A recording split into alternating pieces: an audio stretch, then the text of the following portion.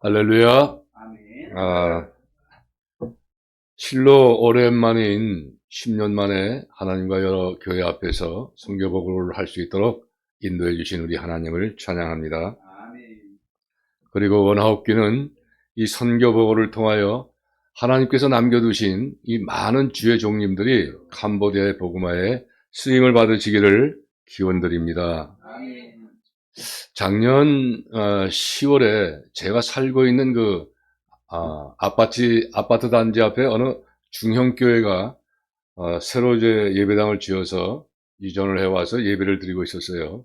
그래서 저도 신년 초에 함께 이제 예배당에 가서 예배를 드렸었는데, 그 담임 목사님이 설교 중에 이런 말씀을 하시더라고. 그 교회가 아마 한 500여 명 정도 되는 교인들이 있었는데, 그분들에게 신년 기도 제목을 세대별로 한번 받아본 결과를 설교 중에 발표를 하셨는데, 그 내용은 어떤 내용이냐면, 신년을 들어서서 자신들의 또 가족의 그 기도 제목이 무엇인가, 이런 것을 이제 조사를 해서 교회에다 내십시오 해서 이제 그걸 분석한 그 내용이에요.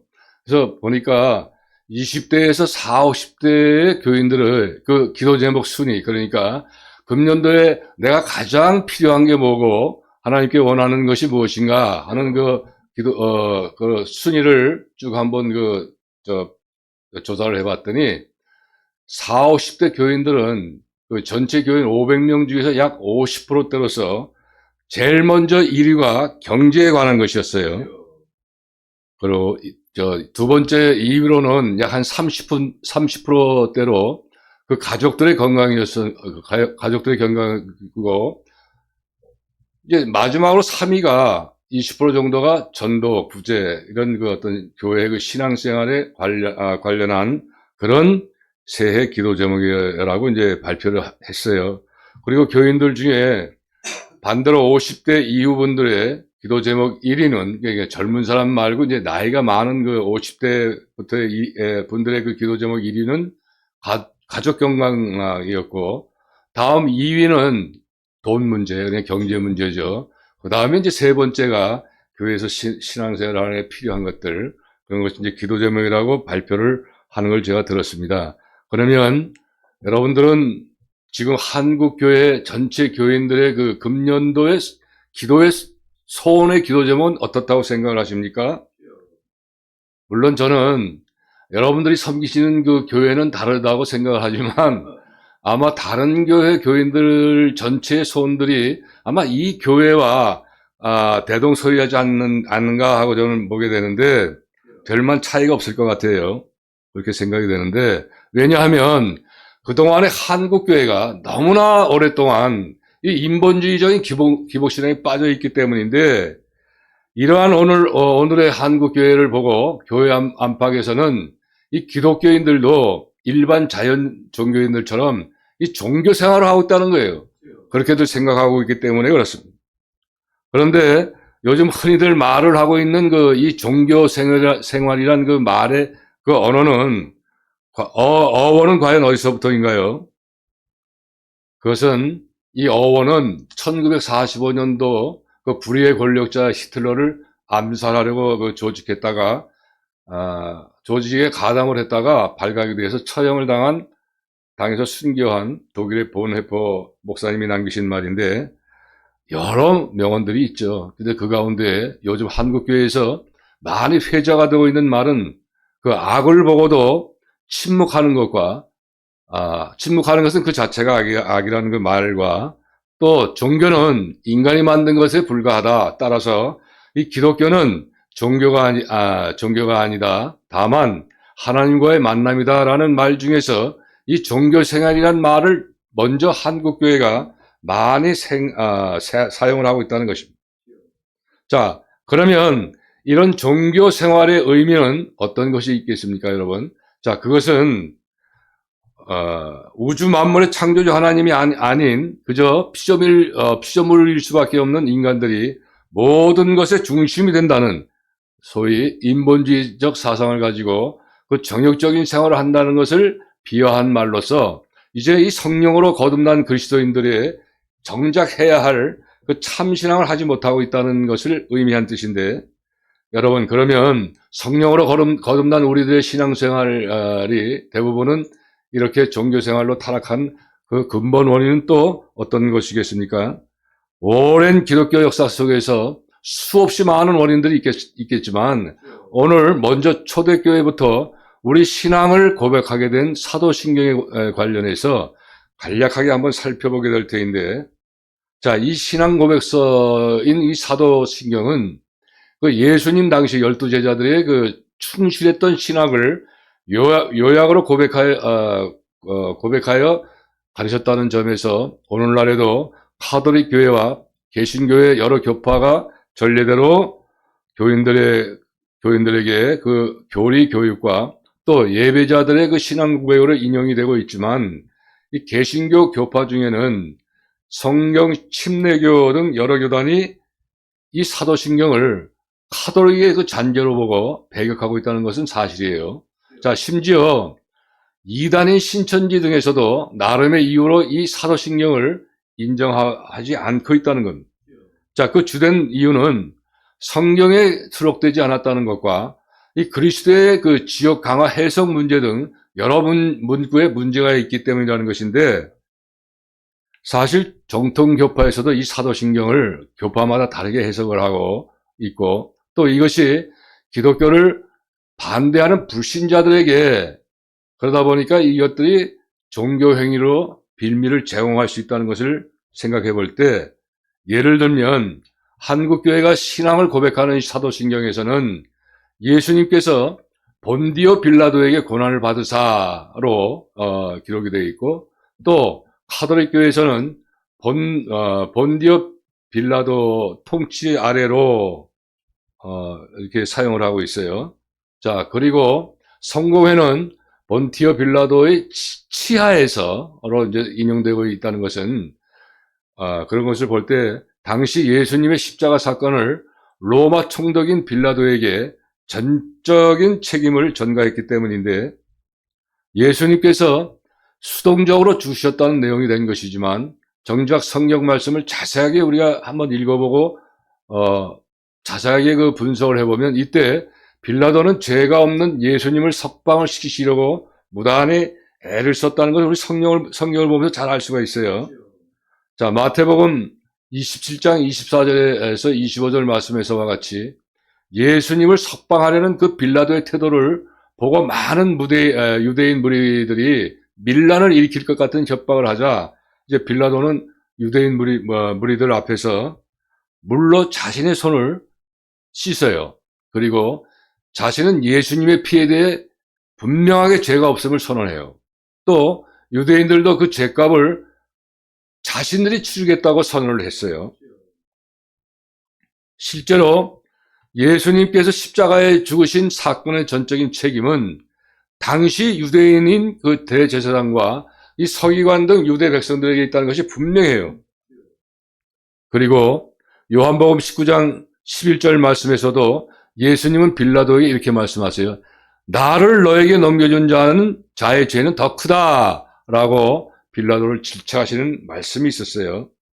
자, 그래서 이런 것들을 볼 때 이 안틱 기도인들은 더더욱이 이것을 종교행위로 볼 수가 있기 때문에 예수님의 십자가 사건과 또 사도신경의 본질을 오직 성경만을 적용해 본다면, 과거 기독교 역사나 이런 거, 또 전승이나 이런 거 그런 거 적용하지 않고 오직 성경 말씀만 적용해서 본다면, 예수님 당시의 사도들 역시도 혈육 간의 애정과 또 명예적인 욕망이 작용되었다는 것을 우리는 다음과 같은 그 성경 두 말씀 속에서도 알 수가 있게 되는데, 이 사도신경이 사도들의 왜곡된 부분이 있을 수 있다는 것을 쉽게 알 수가 있게 돼요. 그래서 마태복음 20장 24절 말씀해 보게 되면, 이 세베대의 아들들인 그 예수님의 제자 야고보와 요한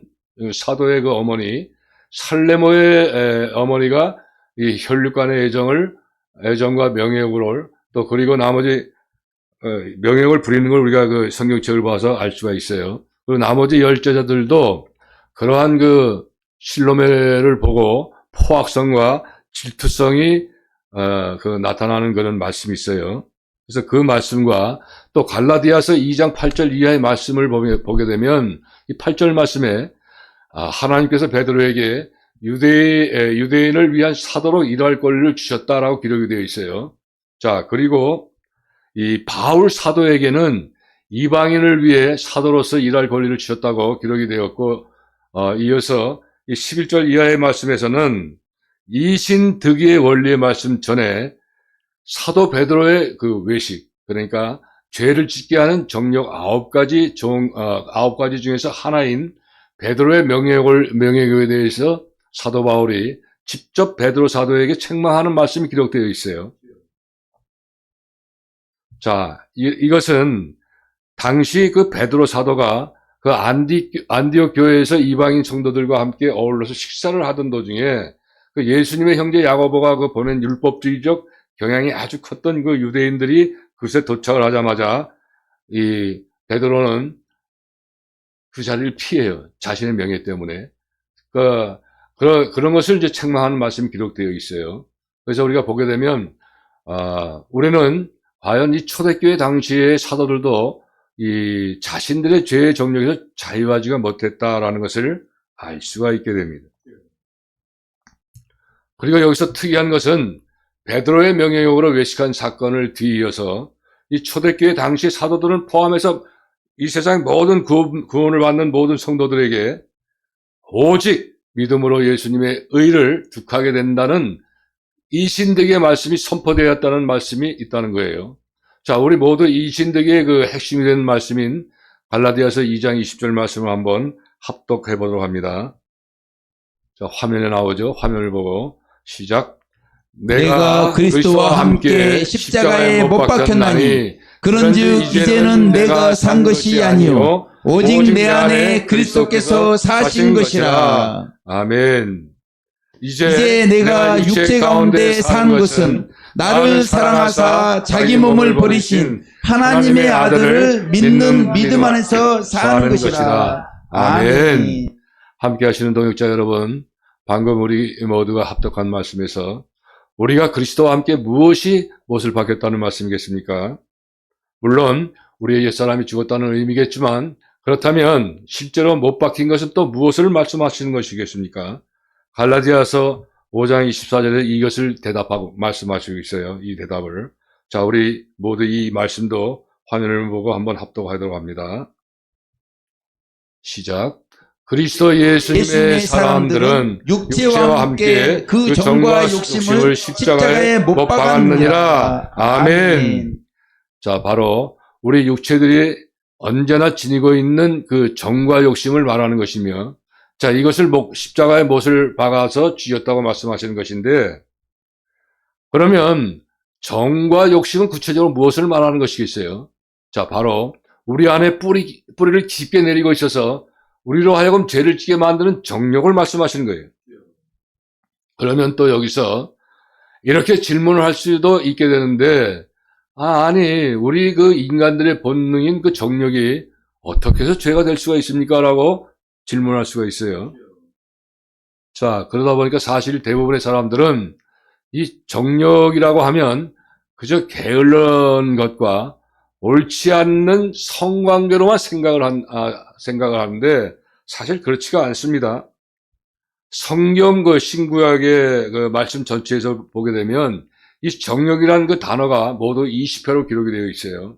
자, 그런데 이 중에서 그 게으른 것과 성 문제로서 기록된 말씀은 단 3군데뿐이에요. 그 나머지 17군데의 말씀은 모두 조금 전에 말씀드린 그 9가지 정욕의 의미로 말씀을 하고 있는 거예요. 자, 그런데 이 3군데 말씀을 보게 되면 먼저 잠언 21장 25절 말씀에서 손으로 일하기를 싫어한다는 말씀은 게으른 것으로 태말성을 얘기하고, 또 로마서 1장 24절에서 저희 몸을 서로 욕되게 한다라는 말씀은 동성애로서 음란성을 말씀한 것으로 죄에 해당이 되는 그런 정욕이지만, 마지막 세 가지 중에 한 가지, 고린도전서 7장 9절 말씀에서 말씀하는 그 정력이 불타는 것보다 혼인하는 것이 낫다고 한 이 말씀은 죄와는 관계가 없는 그 정력이에요. 그렇지만 나머지 그러니까 20가지 그 정력에 대한 성경에 있는 말씀 중에 한 가지만 그 죄하고는 상관이 없고 나머지 19가지 모두는 우리 지체 속에서 사망의 열매를 맺게 하는 정력이라고 성경은 말씀하고 있어요. 자, 이 말씀 중에 로마서 7장 5절 말씀을 제가 한번 봉독을 해봅니다. 자, 우리가 육신에 있을 때에는 율법으로 말미암는 죄의 정력이 우리 지체 중에 역사하여 우리로 사망을 위하여 열매를 맺게 했더니 아멘. 자, 이 자리에 함께 하시는 목회자 여러분, 자, 우리로 사망을 위하여 열매를 맺게 하는 이 9가지 정력은 인간의 애정과 욕망의 합성으로서 바로 이 애정은 혈육 간의 애정과 남녀 간의 애정, 친구 간의 애정, 사물에 대한 애정을 말하며 욕망은 식욕, 성욕, 물욕, 명예욕, 수면욕을 말하는 것인데 문제는 이것들을 사악한 사탄은 우리들과 성도들이 하나님의 말씀을 기도로 거룩해지려는 하는 것을 방해하는 강력한 도구로 사용을 하고 있다는 것입니다. 자, 그리고 이것 때문에 오늘날 세계 교회들은 물론 우리 한국 교회 교인들도 이 대부분이 자연 종교인들처럼 종교 생활을 하고 있다는 현실이 된 것이에요. 또 본 해퍼 목사님이 남긴 말인 그 악을 보고도 침묵을 하고 있다는 것은 그 자체가 악이다라는 말도 오늘날 우리 대부분의 목회자들에게 적용이 되고 있는 안타까운 현실인데 한국교회의 종교 생활과 침묵 이 2가지 이러한 현상들은 먼저는 목사님들이 자신들의 죄의 정력을 욥처럼 연단하려 하지 않았고 또 성도들에게는 출애굽한 이스라엘 백성들의 그 40년 광야 연단인 그 십자가의 고난의 그 삶의 여정에 대해서 말씀을 가르치지 않았기 때문이라고 저는 판단이 됩니다. 지난 1월 21일 대통령의 그 기자회견 때 저는 관심이 있는 부분이 있어서 텔레비를 잘 안 보는데 그날 보게 됐는데 정교분리 문제와 한국교회에 대해 어느 기자 질문에 답변한 대통령의 말이 전혀 이해가 되지 않았었어요. 자, 이유는 먼저 정교 분리에 대해서는 법을 전공한 대통령이 헌법의 기본 정신을 모를 리가 없는데도 불구하고 이를 반대로 대답했다는 것과 다음은 한국 정통교단에서 오히려 배제를 하고 있는 통일교와 신천지 문제에 대한 답변에서 어느 교회의 설교 제목을 가지고 전혀 맞지 않는 말을 본인은 이렇게 말을 합니다. 이재명 죽여라. 이재명을 죽여야 나라가 산다. 이재명이 죽어야 대한민국이 산다. 설교 제목이 그런 것이 있더라고요. 이렇게 분명히 말을 해요. 이어서 한국교회 전체를 밭가리로 빗대어 말을 하는데 먼저 큰 돌부터 집어내고 그 다음에 자갈을 집어내고 잔돌들을 집어내야 한다라고 말을 했습니다. 여러분, 이 피조물인 인간이 어찌 창조주이신 하나님의 몸된 그 교회요, 국민들 중에 수천만 성도들의 지체된 교회를 일종의 쓰레기처럼 집어치운다고 얘기를 해요. 참 어처구니가 없는 얘기인데, 자, 그것도 종교가 보장된 자유민주주의 국가인 한국 대통령이 이런 어불성설의 말을 과연 할 수가 있는 겁니까, 여러분? 그리고 전과 사범이라는 경력과 지금도 수많은 재판에 걸려 있고 그 중에는 국민들의 혈세인 그 법인카드로 개인을 위해 사용했다는 그 치졸한 혐의도 남아 있어요. 자, 더더욱이 그 가족에게 감히 어떤 누구라도 이런 입에 담기 어려운 욕설을 하기가 어려운데 어느 유튜브를 통해서 들어보게 되면 아니 어떻게 이런 분이 국회의원에 당선이 되고 대통령까지가 될 수 있는가를 생각해 볼 때 이것은 절대 국민의 뜻이 아니다 라고 생각이 돼요. 그러면 전자투표기에 부정으로 된 것이 아닌가라고 부정 선거를 의심하지 않을 수가 없게 되는데, 전직 대통령도 재작년 12월 3일 국가 상황인 계엄을 선포한 큰 이유 중 하나가 바로 이 부정선거 때문인데, 당시 국회보다 선관위 쪽에 계엄군을 더 많이 벌였다고 재판 과정에서 여러 번 변호인단이 증언을 해요.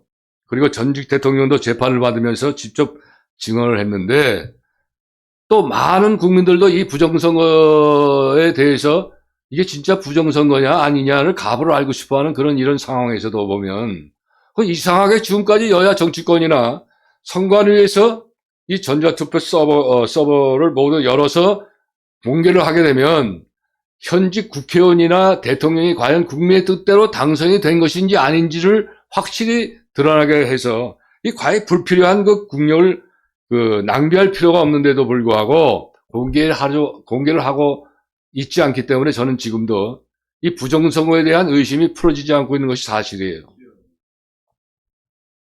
그리고 동역자 여러분, 이러한 부정선거 문제는 비단 우리나라뿐만 아니라 지금 전 세계적으로도 문제가 되고 있는데, 세계를 하나로 전체주의를 만들려는 요한계시록에서 예언된 적그리스도의 세력들이 이미 전 세계의 이 부정선거 조직이 아주 막강한 카르텔로 형성이 되어 있기 때문에 세계적으로도 잃게 되는 그 위험 그런 상황이 전개가 되는 그런 상황이에요.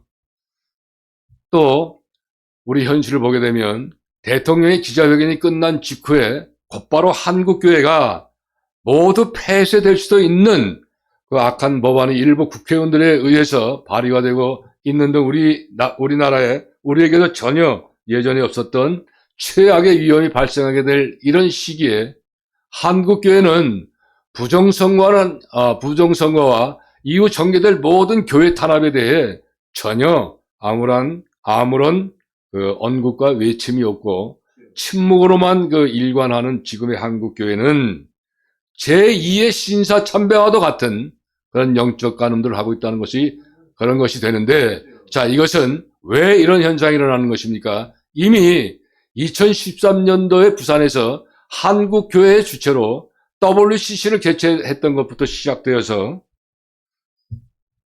교회 공동체의 영적 간음 행위가 2025년 인천 송도에서 개최됐던 그 세계 로잔 대회까지 이어졌던 그 공동체적인 그 영적 행음이 금년에는 교회 개인으로 이게 진행이 되고 있는 그런 실정이에요, 지금.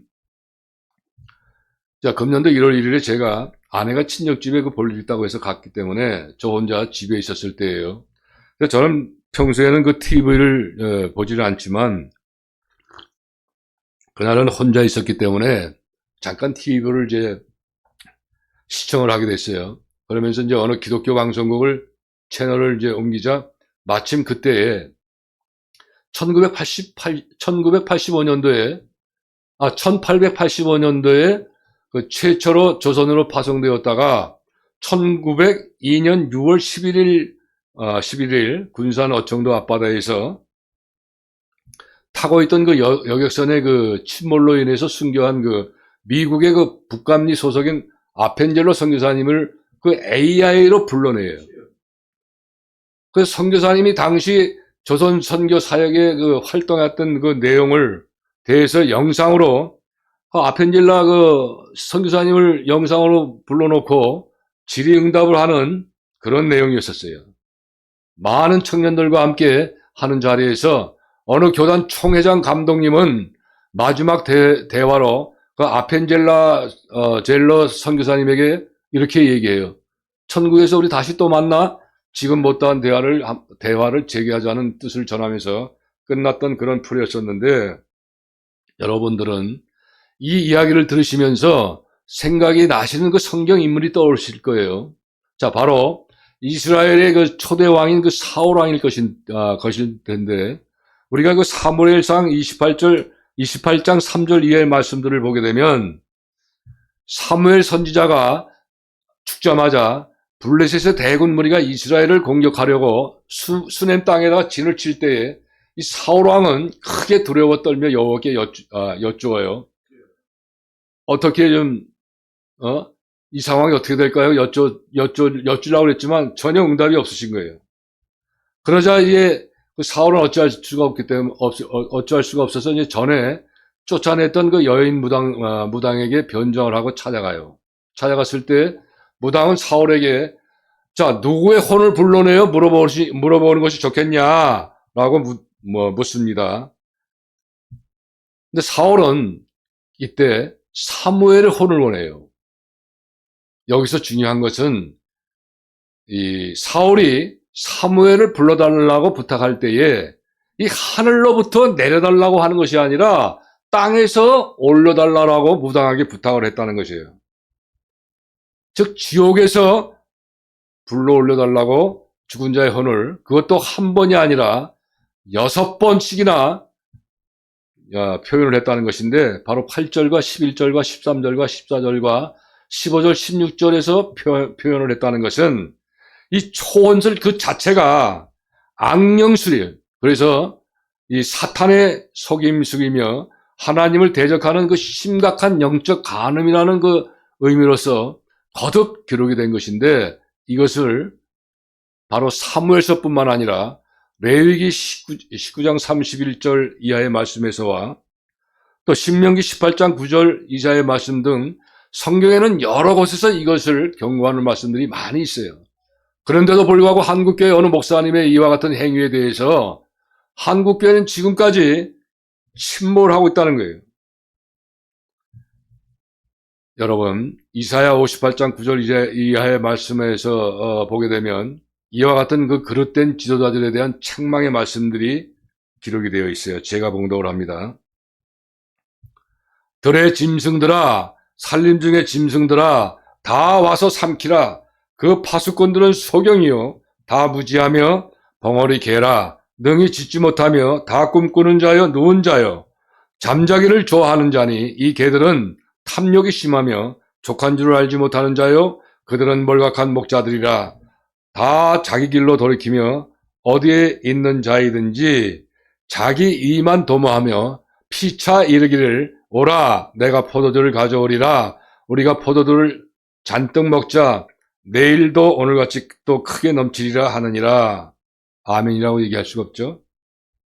동역자 여러분, 자, 이 말씀에서 책망을 받은 대상들은 하나님으로부터 세상 권세를 부여받은 이 권세자들과 또 기름을 부음받은 교회 지도자, 즉 목사님들을 말씀하신 것인데 이분들의 공통점이 있어요.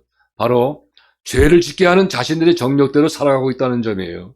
또 이것을 하나님의 말씀과 기도로 연단을 받아 거룩해 져가려는 삶이 전혀 없다는 것과 오히려 탐욕적인 정력이 더욱 심하여져서 그런 상태로서 만족하지 못하고 살아가는 자들이 바로 이 말씀의 대상자라는 말씀인 것입니다.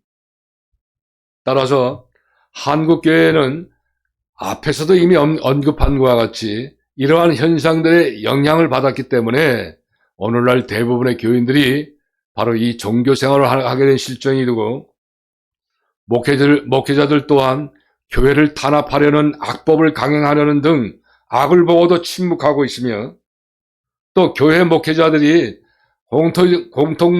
공동체적으로 또는 개인적으로 영적인 간음을 하고 있는 그 행위를 보고도 그냥 침묵을 하고 있다는 것입니다.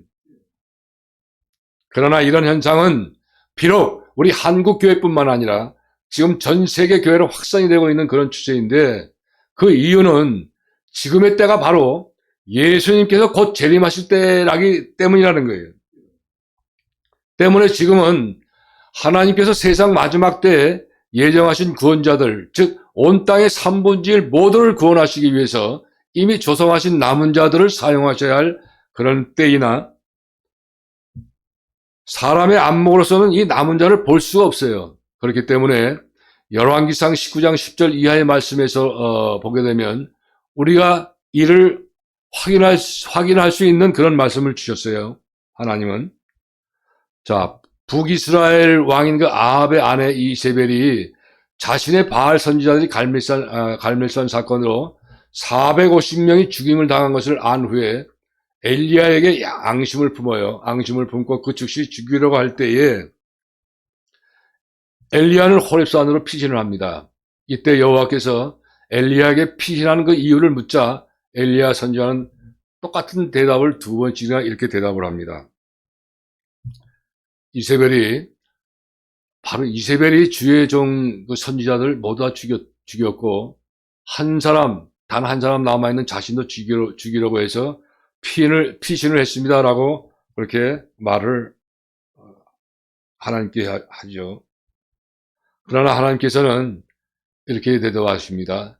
이스라엘 중에서 바알에게 무릎 꿇지 않고 입을 맞추지 않은 자 7,000명을 남겨두셨다라고 말씀하셨습니다. 그런데 이 말씀은 인류 역사 중에 사악한 사탄의 세력들이 시대별로 주의 종을 탄압하고 대부분은 소멸했을 때에도 하나님께서는 그때마다 남은 자들을 택하시고 또 사용하셔서 하나님의 뜻을 이루셨고 지금 이제나 또 이후에도 반드시 이루신다는 일종의 남은 자 사상의 그런 말씀인 것입니다. 따라서 성경은 이런 남은 자 사상이 담겨져 있는 말씀들을 수도 없이 많은 말씀들을 우리에게 주셨는데 그 중에서 로마서 11장 5절 말씀을 제가 봉독합니다.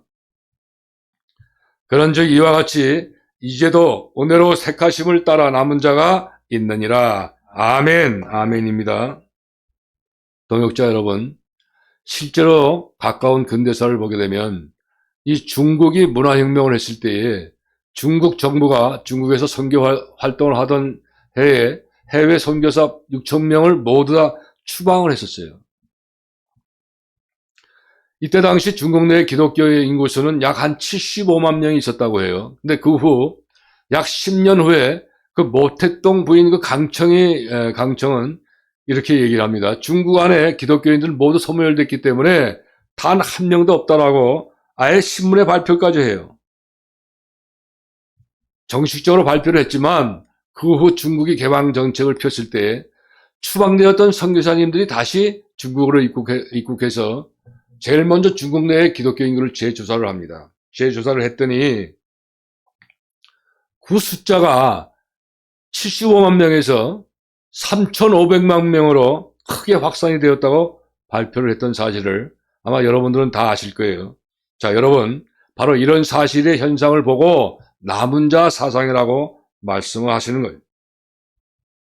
따라서 이 성경에서의 남은 자라는 개념은 종말론의 핵심 주제들 중에 하나인 동시에 미래 소망을 집약한 것으로서 남은 자 사상은 창세기 7장 23절의 대홍수 사건부터 구속사적인 의미를 강하게 시사하는 것이에요. 자, 그래서 하나님의 남은 종들과 백성들이 온갖 장애나 위험에도 불구하고 인류 구원을 하나님의 뜻대로 이루게 되는 소망인 것인데 성경 인물 중에 가장 하나님을 기쁘시게 한 종이며 동시에 남은 자는 바로 오늘 제가 드리는 말씀의 본문을 기록한 사도 바울이며 이 사도 바울은 자신의 정력을 말씀과 기도로서 연단한 그런 분이에요. 십자가 과정의 신앙을 예수님 안에서 통과하신 사도 바울께서는 내가 그리스도를 본받는 자 된 것 같이 너희는 나를 본받으라 라고 고린도전서 11장 1절 말씀으로 기록을 하셨어요. 이 마지막 때 남은 자로 택하심을 받은 동역자 여러분, 지금까지 성령님의 감동을 받은 그 말씀들을 상고하면서 오늘 본문 말씀은 고린도전서 1장 26절부터 29절까지의 말씀인데 우리 이 말씀을 끝부분에 가서 우리 한번 말씀들을 다 생각하면서 합독하시길 바랍니다. 화면을 보시고. 자, 고린도전서 1장 26절 말씀입니다. 시작. 형제들아 너희를 부르심을 보라. 육체를 따라 지혜 있는 자가 많지 아니하며 능한 자가 많지 아니하며 문벌 좋은 자가 많지 아니하도다. 그러나 하나님께서 세상에 미련한 것들을 택하사 지혜 있는 자를 부끄럽게 하시려고 세상의 약한 것들을 택하사 강한 것들을 부끄럽게 하려 하시며 하나님께서 세상의 천한 것들과 멸시받는 것들과 없는 것들을 택하사 있는 것들을 폐하려 하시나니 이는 아무 육체라도 하나님 앞에서 자랑하지 못하게 하려 하심이라. 아멘. 이렇게 말씀하셨어요. 자, 이 말씀을 읽고 듣고 그 가운데 기록한 것을 지키는 종들이 바로 지금의 때에 남은 자들이요, 하나님이 예비하신 종들이요, 마지막 때 복음의 확산을 위해 쓰임을 받는 하나님의 진정한 도구들입니다. 그럼 이제 지금부터 전하는 캄보디아 최종 선교를 보시고 또 들으시고 부디 이후에 캄보디아 사역에 함께 하시기를 축원합니다.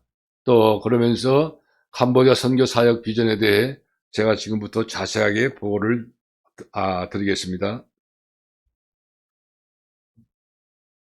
자, 이제 지금부터는 이 사진, 이 선교 사진과 사진 영상을 보고 제가 설명을 하면서 이 캄보디아의 그 비전을, 이 선교 비전을 여러분들에게 보고를 하겠습니다. 자, 이 보고의 의미는 제가 이제 16년 동안 선교 사역을 하고 난 그 마지막, 그러니까 지난 제57차 마지막 선교 때, 사역 때에 하나님은 저에게 이런 감동을 주셨어요. 자, 이해담 선교사 네 뒤를 이어서 이 지도자를 정해라. 한국 선교사를 정하지 말고 캄보디아에서 이미 양육받아 목사로 기름 부음 받은 종에게 지도자를 세워라. 이런 그 감동을 주셔서 지난번 57차 마지막 그 선교 때에 강돌라 목사를 우리 KTNC 그 선교 사역자 10명을 전부 다 모아놓고 그때 이제 다수결로 그 지도자를 한번 어떤 지도자를 세웠으면 좋겠는가 하고 회의를 했는데 만장일치로 강돌라 목사를 지도자로서 합의를 했습니다. 그래서 지금 현지인 강돌라 목사가 이제 그 KTNC 그룹 선교센터의 책임 지도자로서 하나님 기름을 부으셨어요. 그래서 이제부터 저는 그들을 돕는 겁니다. 제가 선교하는 것이 아니라. 그래서 어떤 방법으로 돕느냐 하면 오늘 선교보고를 통해서 이 많은 우리 동역자들에게 캄보디아의 선교의 비전을 제시합니다. 제시해서 그들과 직접 저를 통과하지 않고 직접 선교를 이루어 나가라는 그런 의미의 선교보고입니다. 오늘은. 그래서 그동안 하나님께서 정말 그 제자 훈련을 16년 동안이나 제자 훈련을 시킨 결과 이분들이 목사님 2분을 정하셨고 전도사 3분을 정하셨는데 이 5분의 사역자들이 정말 한국 우리 사역자들 정말 못지 않아요. 캄보디아인 치고 이렇게 믿음이 성장한 사람 찾아보기가 힘들 정도의 이렇게 성장이 되어 있기 때문에 저는 그냥 하나님의 말씀을 순종을 했어요. 그래서 오늘 이 자리에 계신 우리 동역자분들이나 이 영상을 보시는 우리 전 세계 동역자들이 오늘 이 비전을 제시하시는 보고를 들으시고 적극적으로 참여해 주시길 바라요. 여러분, 우리가 오해를 하고 있는 게 있는데 이 캄보디아에서 우리 한국 청년들을 마구 그 범죄로 해서 많이 납치해가고 막 이런 그 범죄 속을 했던 거 있었잖아요. 그게 캄보디아 사람들은 전혀 관계가 없어요. 이 중국 사람들하고 한국 사람 일부가 하는 그 못된 짓을 그 범죄했던 얘기이기 때문에 우리가 너무나 그렇게 그 캄보디아인들을 좋지 않게 보는 그런 경향이 있는데 사실 실제로 우리나라를 6.25 때 캄보디아도 지금 우리나라를 좀 도와줬는데, 지금 이제 캄보디아하고 태국하고 전쟁 중에 있죠.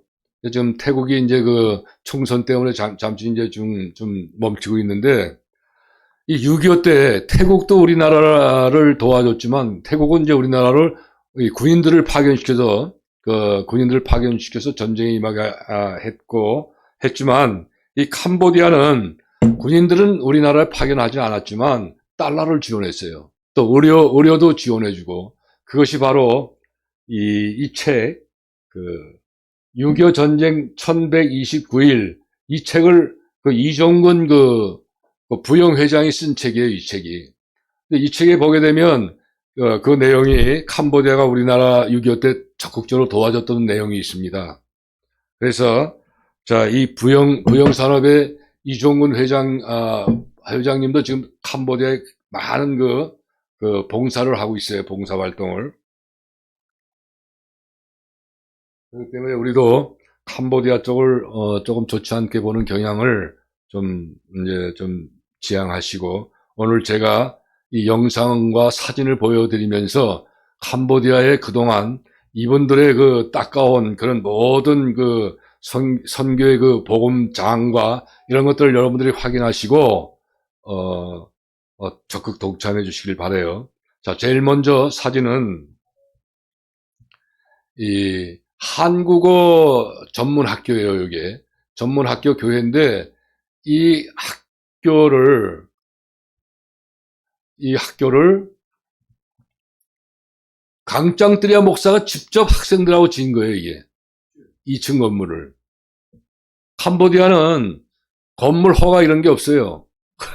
그, 뭐, 도면 제출 이런 것도 없어. 그냥 짓는 거야. 근데 강짱뜨리아 목사가 이게 학생들하고 진 거예요, 이게. 아주 잘 졌어요. 이 프롬펜 시내에다가.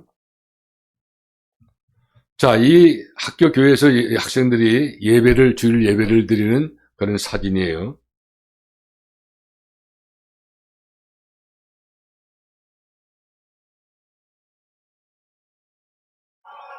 이제 예배 드리는 영상이고,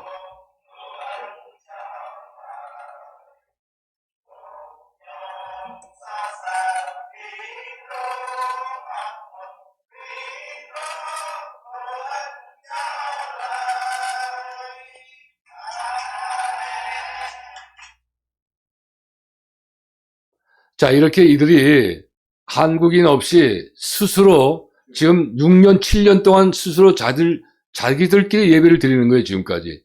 이런 그 신앙을 보이고 있어요. 자, 이 사진은 저 바탄방의 그 박간이라는 곳에서 한국 학교에서 그 예배처 사진입니다, 이 사진이. 예배를 드리고 있는 사진. 이거는 그 바탄방 박간 그 한국 학교 과정에서 가정 예배를 드리는 장면이고요.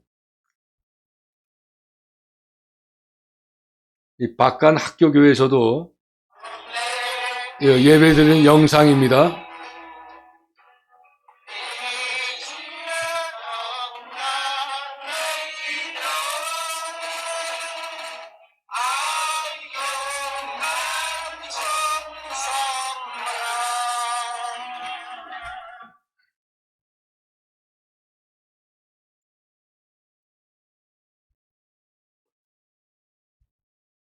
이 사진은 브리웨잉의 수아링 그 한국 학교 예배처 사진입니다.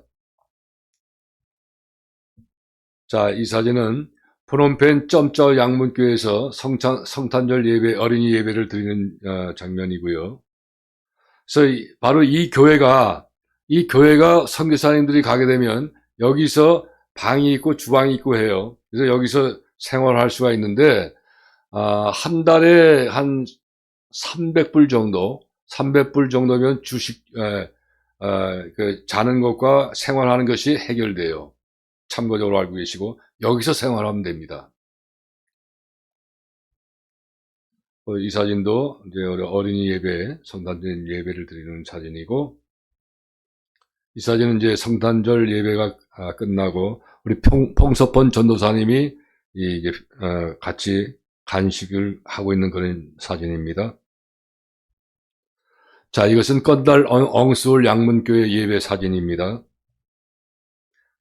건달 그 엉스울 그 양문교회 이것이 바로 부동산 컨설팅 사업장이에요.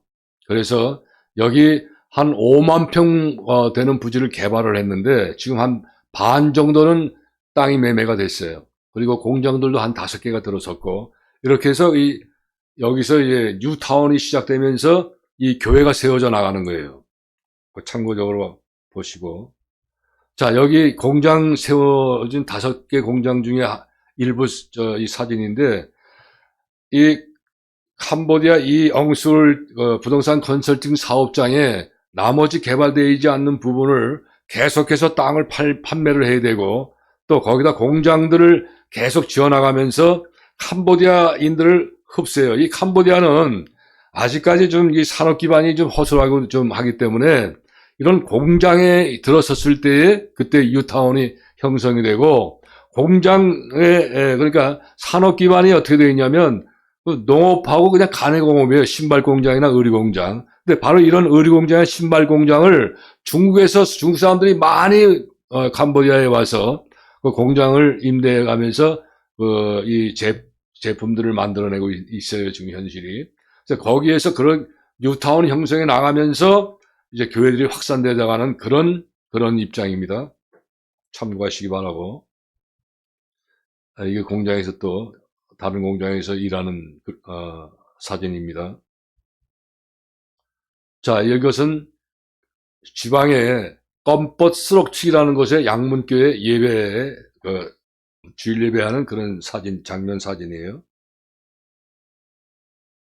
자, 이거는 주일 예배를 드리는 영상입니다.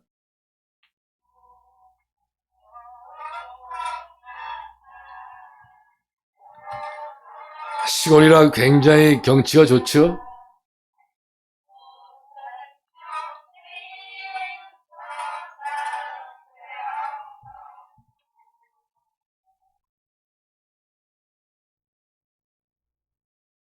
자, 여기는 껌버스록 측의 그 임마누엘 교회 예배 영상입니다. 강돌라 목사님이 인도하는 그런 예배입니다.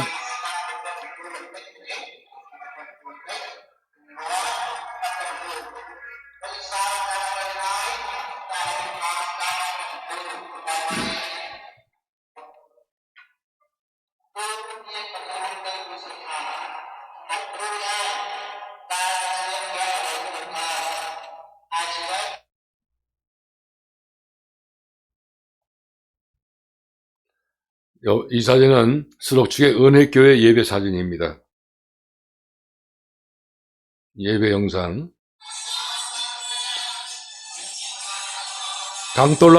강짱뜨야 목사님 앞에 보이죠?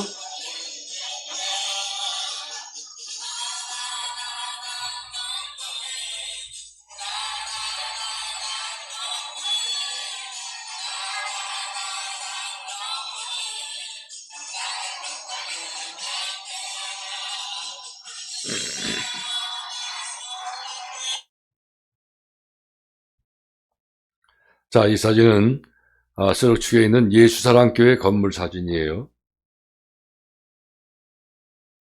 자, 이 사진은 예수사랑교회에서 예배를 드리고 있는 사진이고 한국 사람 하나도 없죠, 전부. 자체적으로 이렇게 계속 예배를 드리고 이렇게 성장해 나가는 그런 사진입니다. 사진 찍을 필요 없어요. 저 영상이 다 나오니까 유튜브에. 자, 이건 예수사랑교회 예배 영상입니다. 이것도 이제 강짱뜨리아 목사.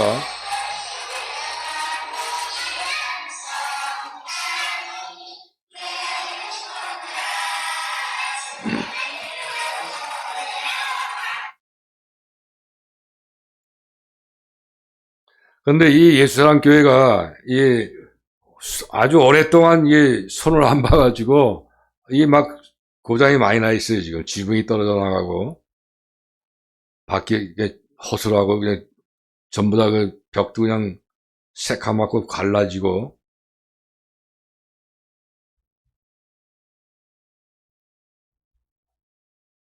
자, 이런 상황에서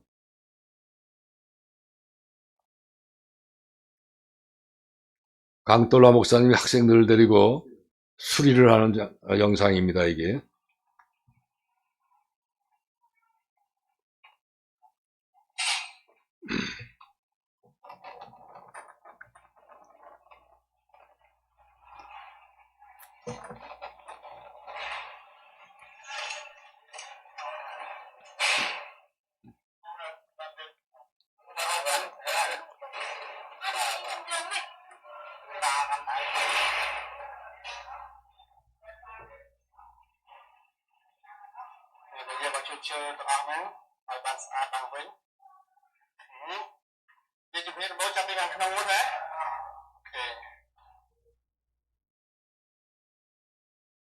자, 수리가 이제 완성된 그런 영상입니다.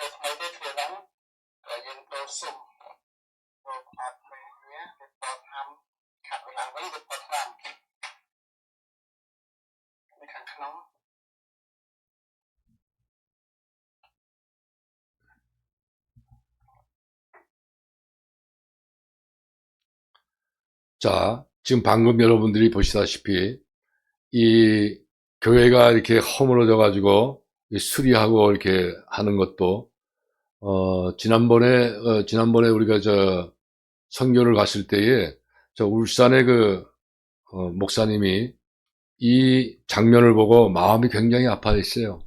선풍기가 없어. 뜨거운데. 근데 강돌라 목사님이 그냥 땀이 온몸을 다 젖어가지고 그런 것을 보고 울어요. 그리고 이제 그 목사님이 감동을 받아서 그 교회에 선풍기를 달아주고 싶다. 그래서 그 선풍기를 다는데 얼마나 공사비가 들어가느냐. 그러다 보니까 이제 선풍기만 달 게 아니라 교회 수리부터 해야 되겠다 해가지고 그냥 선풍기 달 전기 끌고 선풍기 달 비용을 가지고 아예 이 수리까지 자신들이 그렇게 하는 이런 믿음을 보이고 있어요. 상당히 이건 누가 시키지도 않은 거야. 그런데 이러한 비전이 있어요. 이게 누가 다 하나님께서 다 이들을 훈련시키시고 진짜 진정한 사역자들로 만들어 놨다는 것을 제가 여러분들에게 또 보고를 드립니다. 비전을 가지시라고. 전망이 있다고. 자, 그리고 이것은 한빛교회 건물 사진이고 예배 영상입니다, 이제.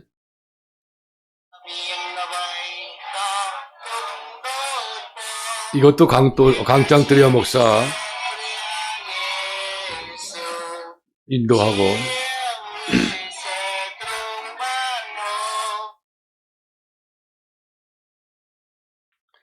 자, 이것은 이제 껌꽃 엉껏제이라는 그 은성교회 예배 사진입니다. 자, 이것은 바로 성경의 핵심지리 사경회를 프놈펜 껍스로우에서 학생들을 모아놓고 성경의 핵심 진리를 처음 요번에 가서 사경회를 열었던 거죠. 자, 이만큼 캄보디아도 영적으로 많이 성숙되어 있다는 그런 말씀을 제가 드립니다. 한국 사람 저 하나밖에 없어요.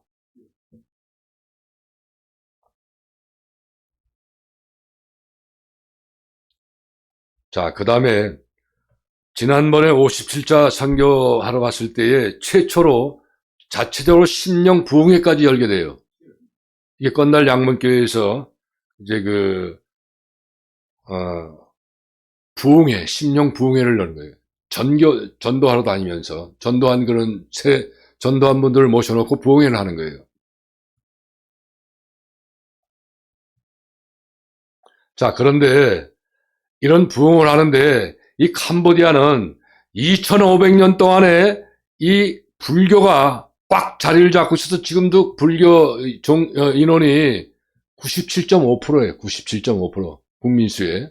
그러다 보니까 얼마나 어둠의 영이 많은지 몰라요. 이게 최초로 이게 심령 대봉을 한다고 하다 보니까 이제 이분들이 이제 그 직장 생활을 하는 분들이니까 밤에 부흥회를 열어야 되잖아요. 밤에 이제 7시부터 9시까지 이제 부흥회를 시작하는데 딱 7시 되니까 비가 떨어지기 시작하는 거야, 비가. 그냥 소낙비가 떨어져가지고 듣기 소리 때문에 방해를 하는데 9시까지 2시간을 계속 비를 떨어뜨리는 거야. 그래도 소악을 질러가면서 이게 부흥회를 하는데 은혜가 얼마나 넘치는지 이 귀신이 쫓아나가고 이렇게 비전이 있어요. 영상을 한번 보세요. 이 빗소리 때문에 잘 안 들려.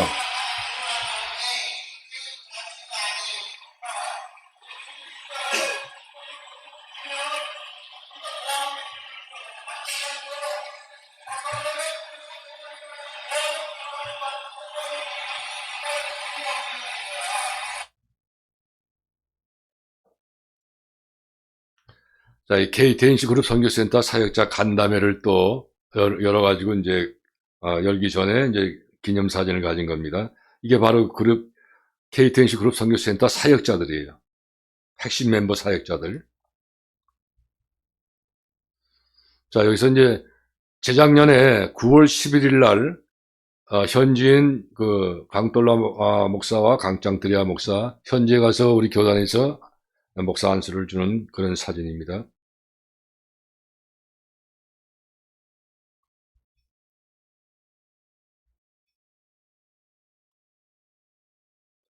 자, 현지인들이 직접 성찬 및 세례 집례를 하는 사진이고,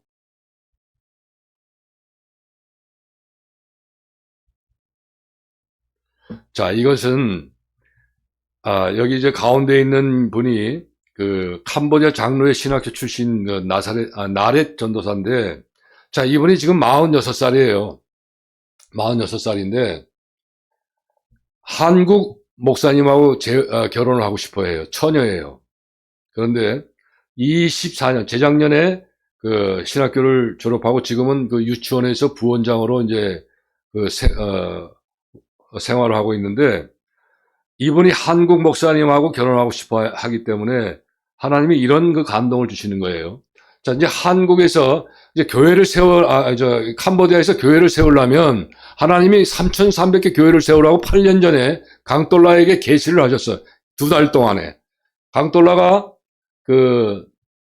몸이 아파가지고 막 이랬을 때, 2달 동안 아플 때 그때 계속 하나님이 임하셔서 계시를 주었는데, 그때에 캄보디아 내에 3,300개 교회를 세우라는 예수님의 그런 계시가 있었기 때문에 그때부터 이분들이 그런 비전을 가지고 지금 이제 복음 생활을 하고 있는데, 바로 그렇다면 3,300개 교회를 세우려면 현지인 목회자가 4,000명 정도 있어야 될 거 아니에요, 그죠? 그런데 하나님께서 지금 학교가 지금 8군데가 있어요. 거기에 학생들이 많이 오는데 그 학생들을 양육시켜 복음을 증거해서 복음을 또 가르치고 이렇게 해서 양육된 이들이 한국 능력시험에 합격을 해서 한국에 왔을 때 그분들 그중에서 목회자로 예비된 그 학생 청년들을 계속 한국에서도 그분들이 생활할 때에 그분들을 섬기는 그런 시스템이 필요할 그런 시점이에요, 지금. 그래서 이 전도사 자매한테 제가 여러 번을 만나서, 다짐을 받았어요.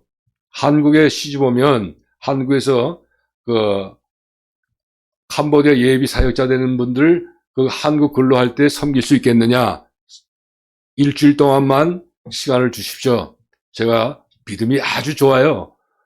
하나님께 여쭤보고 대답해 드리겠습니다. 일주일 지난 후에 네, 하나님한테 사인을 받았다. 그러니까 한국 목사님하고 결혼하고 싶다. 그런데 조건이 있어요. 나이가 많다 보니까 총각 목사님하고 못할 거 아니에요, 그죠? 그러니까 이혼한 목사님은 안 된다. 그러니까 사별한 목사님, 사별한 목사님과 재혼하겠다. 이제 그런, 입장이에요. 그래서 이 사진을 보시고 주위에, 그 캄보디아 그 예비 목회자를 섬길 수 있는 그런 목회자가 있으면 이 자매하고 결혼을 해서, 생활을 했으면 좋겠어요. 뭐 이건 바쁘지 않은 거니까 천천히 시작해도 돼요. 나렛입니다, 나렛. 제가 봤는데 정말, 정말 좋은 여자라고 생각을 해요. 하나님이 좋은 제목을 맡기셨다고. 그 옆에 있는 빨간 옷 입은 분이 이제 홍석헌 전도사죠.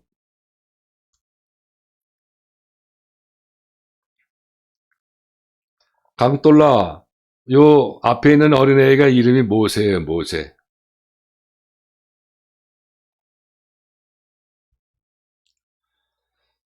자, 이분들이 드디어 이제 성령의 불이 캄보디아 역사를 하셨어요. 자, 캄보디아에서 한국 학교에서 한국 능력 시험을 합격하고 이제 한국에 가면 되는데 이분들이 성령을 받다 보니까 제가 한국에 왔을 때 바로 우리 바로 옆에 있는 그 이웃 교회 임마누엘 교회에 가서 신학교를 다녀요, 신학교. 그래가지고 이분들이 전도사가 돼가지고 하나님의 사역을 얼마나 크게 지금 하고 있는지 몰라요. 한번 참고하시기 바라요.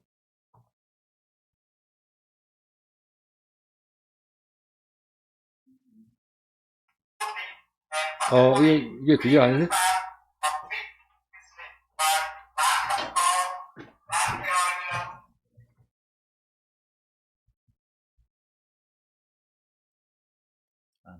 안 눌러.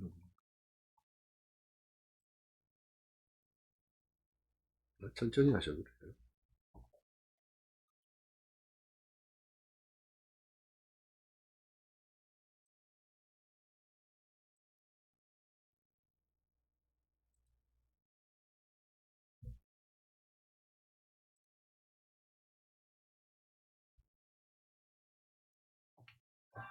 아,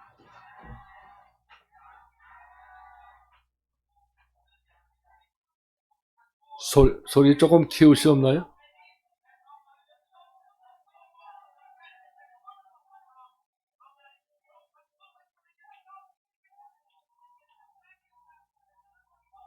이분이 이제 동역자인 그 김옥자 선교사죠.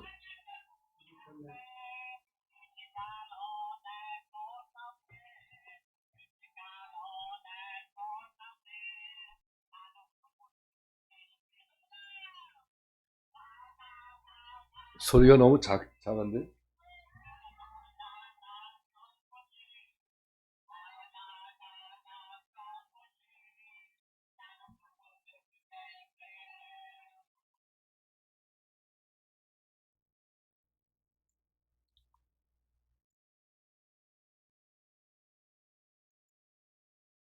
다음은 그 한국 캄보디아의 KTNC 비즈니스 선교센터 그 비즈니스 현장입니다. 부동산 컨설팅 사업장. 근데 이 캄보디아는 물의 나라이기 때문에 개발하려면 이 물을 다 그 흙을 덮어야 되거든요. 예, 그런 초기 때 영상입니다, 이게. 음.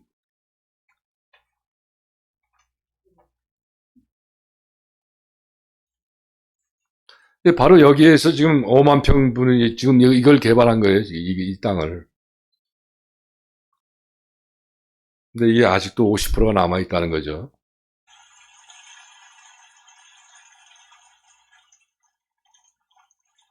이 사람들은 그 메기를 잘 먹더라고요, 메기. 이게 메기거든요, 메기.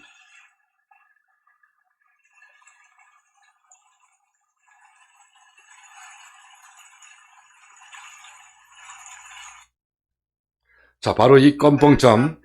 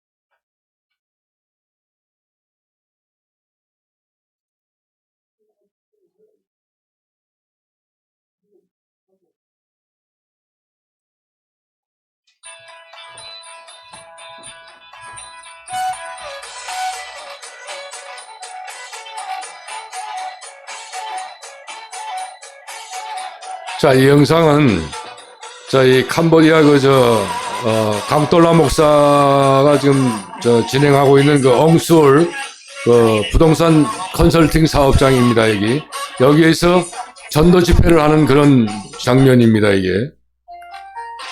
목회자들, 캄보디아 고위 공직자들, 일반인들 전도 집회하는, 그 영상입니다.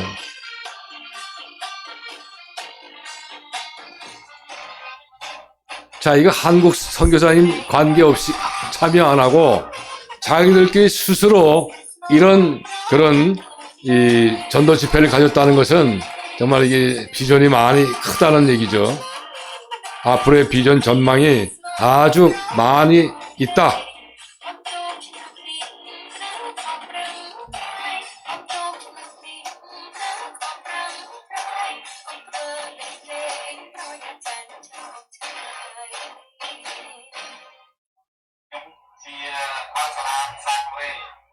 예, 이분이 돌라 목사죠.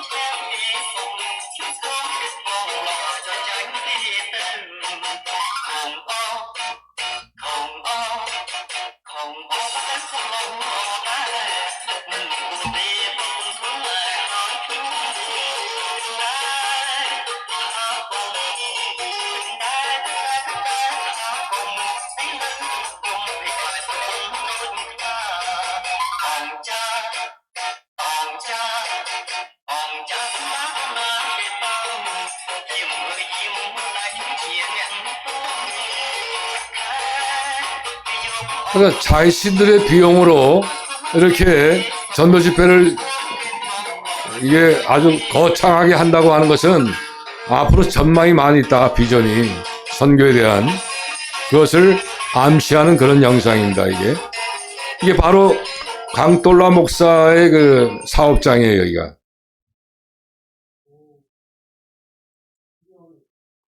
자, 국내 동역자들 그러니까 이제 이 캄보디아와 이제 직접 캄보디아에 가셔서 다이렉트로 이분들과 강돌라 강짱뜨리아 두 목사님들과 함께 이 선교할 수 있는 그런 분들은 지역에 따라서 우리 국내 동역자들한테 전화를 하게 되면 연결이 됩니다. 연결이 돼서 제가 직접 자세하게 오늘은 시간이 너무나 촉박하기 때문에 대략적으로 설명을 드렸지만 이제 본인이 이제 가서 직접 캄보디아에 가서 직접 선교를 하겠다. 저와 관계없이 현지인 사역자와 같이 다이렉트 직접 하겠다는 분들은 제가 상세하게 설명을 드릴 겁니다. 전화를 주시면. 이게 끝인가요? 하나 더 있죠?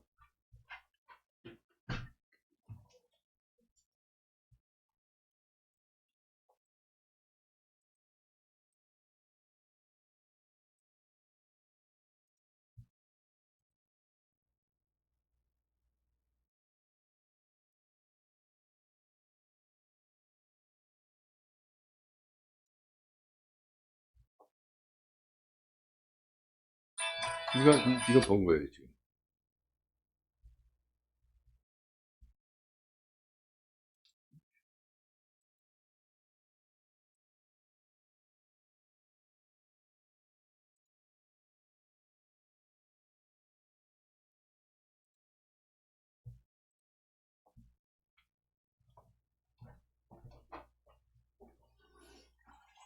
이것도 본 거예요, 목사님. 다 봤죠? 아니, 아까 아니야, 컨설팅 안 봤어. 아, 이거 봤어요. 다 보고. 이게 올라오고.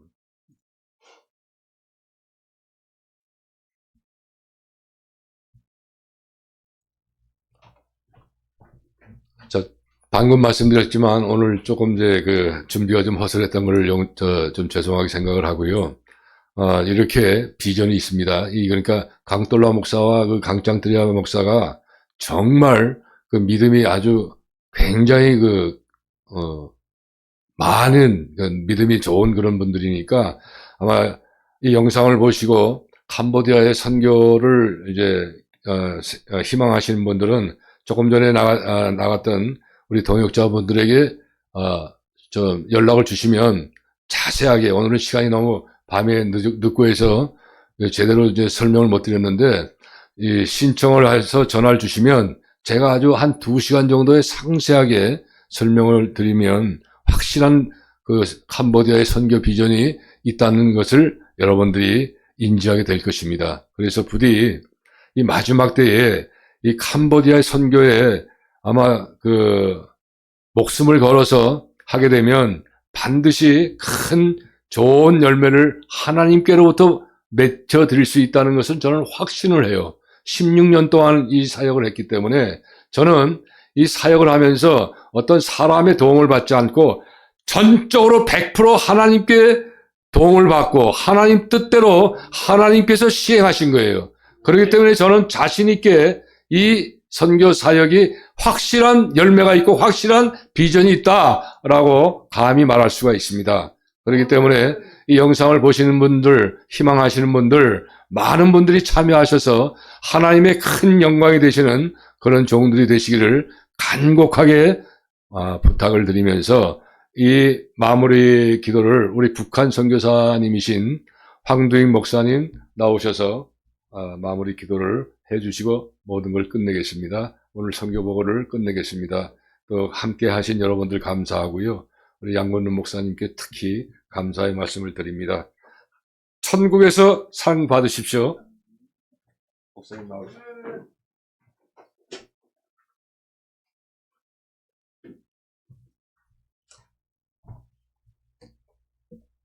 기도하겠습니다.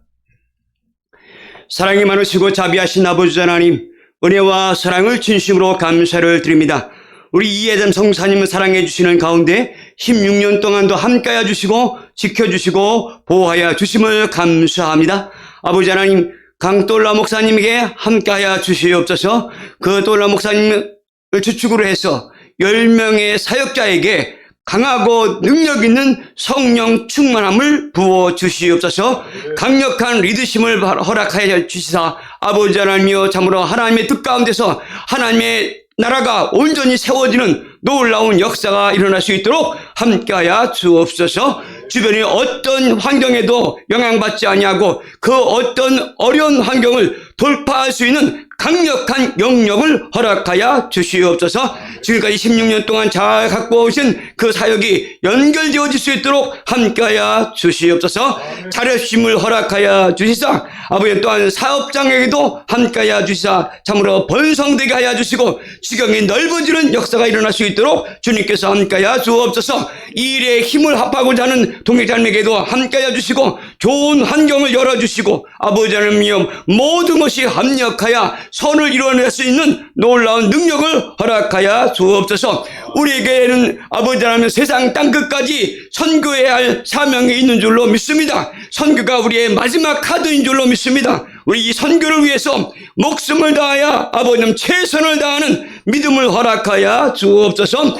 시대가 마지막 시대가 다가왔습니다. 마지막 시대 할 때 우리의 사명감이 아버지 충만해지게 하여 주시고 이 사명대로 살아서 주님 앞에 섰을 때에 잘했다 칭찬받는 종으로 거듭날 수 있도록 주님께서 함께하여 주옵소서. 이 선교보고가 복으로 끝나는 것이 아니라 계속 이어지게 하여 주시고 더 좋은 일로, 더 창대한 일로 하나님 나라가 확장되어질 수 있도록 함께하여 주시고 시간마다 때때마다 하나님께서 돌봐주시고 함께해 주신 가운데 이 모든 선교사는, 선교사역은 하나님께서 하셨습니다. 하나님께 영광이 돌리게 도와주옵시고 많은 심령들이 아름다운 열매를 맺음으로 말미암아 말미암아 하나님께 영광이 되어질 수 있도록 주님께서 함께하여 주시옵소서. 함께해 주었기만을 간절히 바라며 모든 것 주님께 온전히 의탁하오며 주님께서 세우시고 지켜주시고 함께하여 주시옵소서.